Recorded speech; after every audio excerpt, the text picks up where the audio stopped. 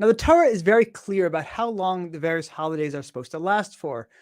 Yet, when it comes to the different holidays, that some of them we make an extra day if you were living outside of Israel. For instance, the first day of Sukkot is a Yom Tov, is a holiday.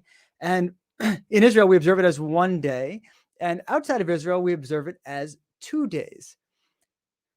Why exactly? Same thing with the holiday of Shavuot. It's one day here in Israel. It becomes 2 days outside of Israel. So why is that exactly? Well, on Daf 4 of Beitzah, we give the story about how initially we would light bonfires to let people know when the new moon had been declared. Now, the new moon is how we're able to figure out which day the holiday is falling on, right? We don't not exactly know when the month is starting. So if the holiday of Sukkot is the 15th day of the month, then you have to know what the day was what the first day of the month was in order to count to the 15th.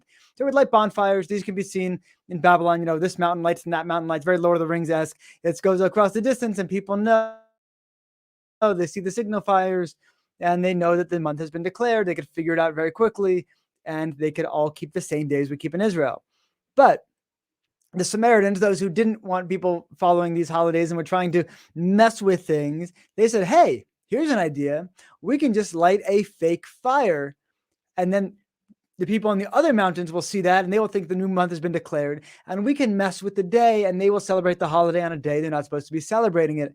So instead of the signal flares, the sages said, okay, we need to be sending out messengers to actually go in person and report the day the new moon had been reported.